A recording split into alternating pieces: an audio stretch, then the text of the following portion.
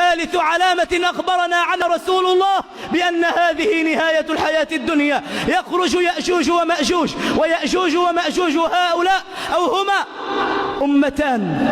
سموا بذلك لأنهم من أجيج النار،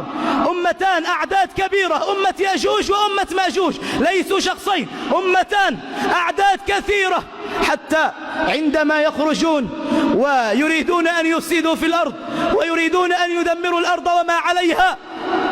يمرون على بحيرة تسمى بحيرة طبرية، وهذه طولها 30 كيلو وعرضها 4 كيلومترات، يعني العرض 4 كيلو والطول 30، يعني مساحة 120 كيلومتر مربع، 120 كيلومتر مربع. يخرجون صفوفا حتى أن الأقوام المتأخرة عندما يمرون على هذه البحيرة يقولون كان هنا ماء، دليل منهم على أنهم شربوا هذه البحيرة كلها وما زالوا يمشون، لكي يبين لنا رسول الله أن أعدادهم غفيرة وأن أعدادهم كثيرة. يخرجون فيوحي المولى عز وجل إلى نبي الله عيسى ويقول له هؤلاء أقوام لا يد لك في قتالهم،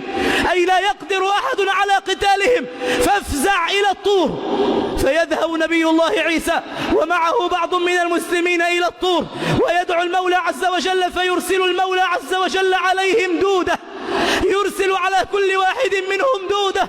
فتميتهم. فيدعو المولى عز وجل نبي الله عيسى يدعو المولى عز وجل بأن رائحتهم كريهة لا يتحملها بشر، فيأتي بالطير فيأكلون أجسادهم، ثم يأتي بعد ذلك بالمطر لكي تزيل رائحتهم، ثم تعم البركة في الأرض، ويموت بعدها نبي الله عيسى، يموت بعدها رسول الله عيسى. فيرجع الشيطان مرة أخرى يوسوس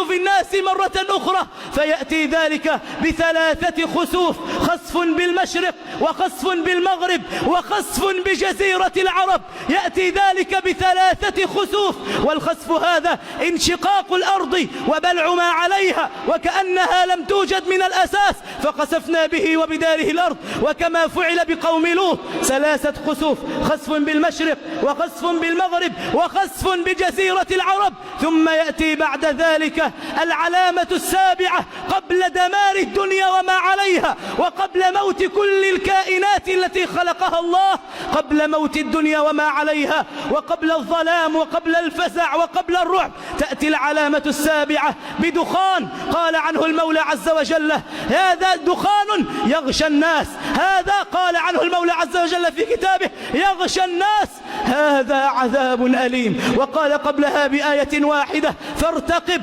يوم تأتي السماء بدخان مبين، قال عنه يغشى الناس هذا عذاب أليم. وهذه العلامات السبعة